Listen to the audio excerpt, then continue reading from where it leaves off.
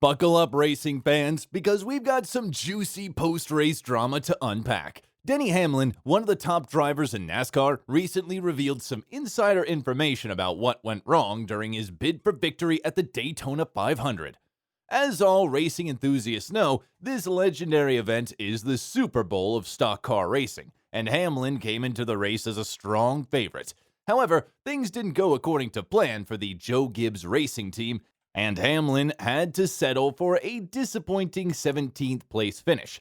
In a recent episode of his podcast, Actions Detrimental with Denny Hamlin, the driver opened up about what exactly happened that led to his downfall.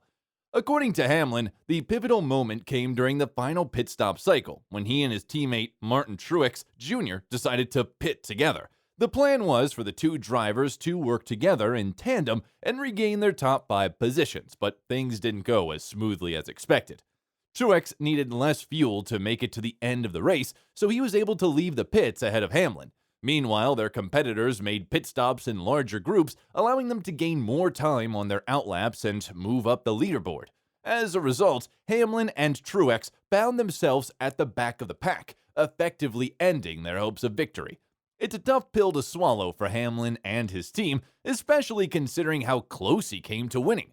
But in the world of racing, anything can happen, and even the best laid plans can go awry. Denny Hamlin commented on the volatility of the race, stating, "This race is just becoming more and more unpredictable every single year." He noted the difficulty in passing on superspeedways in the next-gen cars, with racing often being 2x2. Hamlin emphasized the importance of staying towards the front of the pack, as going to the back at any point during the race can make it challenging to come back, especially towards the end. After his last pit stop, Hamlin found himself in 18th place and believed that he was in trouble. He shared, "I came out from the last pit stop in 18th, and I basically told Chris Gabehart, crew chief, we're effed. I had nowhere to go." Prior to the pit stop cycle, Hamlin felt he was in the right position, being 7th and the first non-Ford. However, things changed during the cycle, and Hamlin felt that he and his team may have made a mistake. Hamlin explained that only a handful of Fords pitted, while he and Truex pitted by themselves. This resulted in Truex having 7 more laps of fuel than Hamlin did, leading to him needing less fuel during the pit stop. As a result, Truex was able to come off pit road 2 seconds ahead of Hamlin, which, when coupled with the time lost not being bumper to bumper, caused Hamlin to fall behind.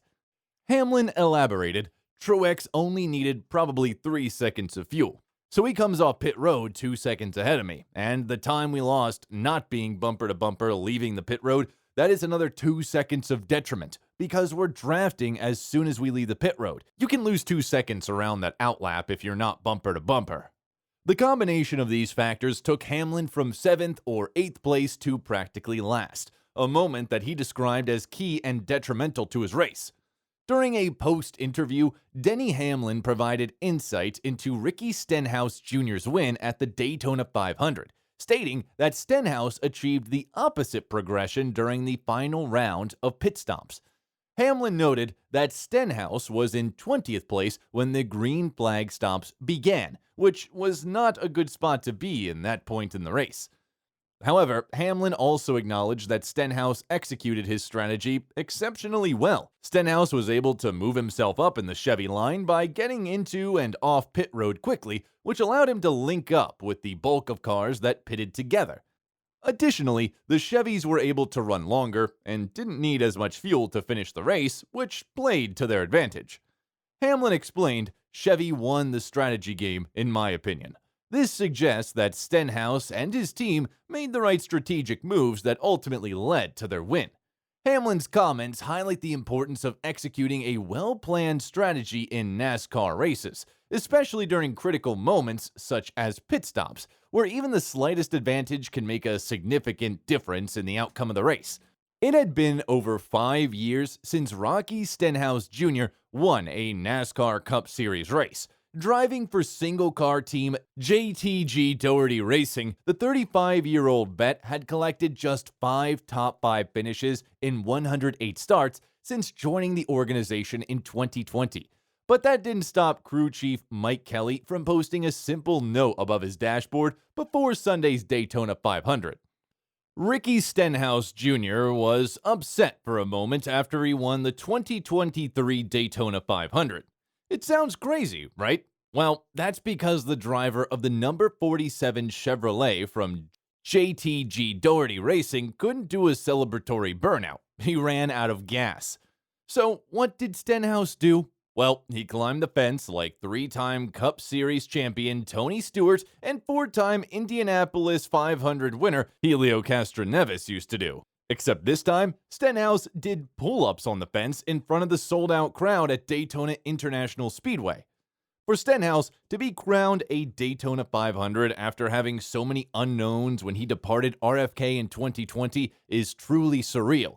When he was called up to the Cup Series in 2013, high expectations were placed upon him as Matt Kenseth's replacement. However, he landed a seat with the team as it was beginning to tumble, and Stenhouse was loyal to the organization that gave him his first chance. Now Stenhouse has made believers out of everyone, holding off defending Cup champion Joey Logano in double overtime to earn an improbable 2023 Daytona 500 victory.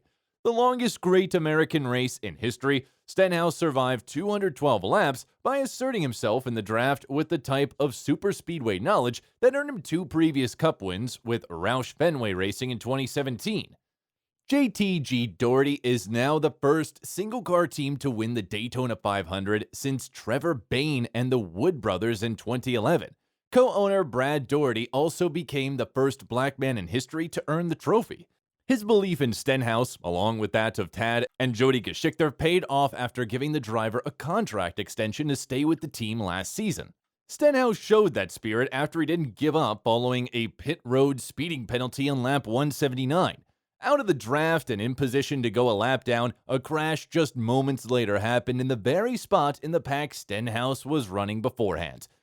That gave us a second chance, Stenhouse said. Once the caution came out, I really kind of put my elbows up and got back into the front to give us another shot to win. That's when Stenhouse's lovable personality came in to help him. Good friend and Cup champion Kyle Larson, running with top-tier equipment at Hendrick Motorsport, superglued himself to the number 47 when the race went back green. The tandem worked their way into position, then capitalized after Kyle Busch struggled on the restart during the first overtime. He's one of my best friends, so I was like yelling into my helmet when we both went to the lead, Larson said. I was hoping it was going to stay green, so it would have been me or him in for the win. I can't wait to go give him a big hug because he is one of my great buddies. Larson had to wait for a very Helio Castroneves-ish fence climb first as part of the victory celebration. But Stenhouse, a fitness nut, added a little twist of his own, a few pull-ups. So can this Daytona win lift Stenhouse's performance long-term? At minimum, the victory almost guarantees him a postseason spot under NASCAR's current playoff format. And what are your thoughts on JGR's strategy mishap? Do you think they could have won the race with better tactics? Let us know in the comments below. And if you enjoyed this coverage, be sure to like, share, and subscribe to NASCAR Today.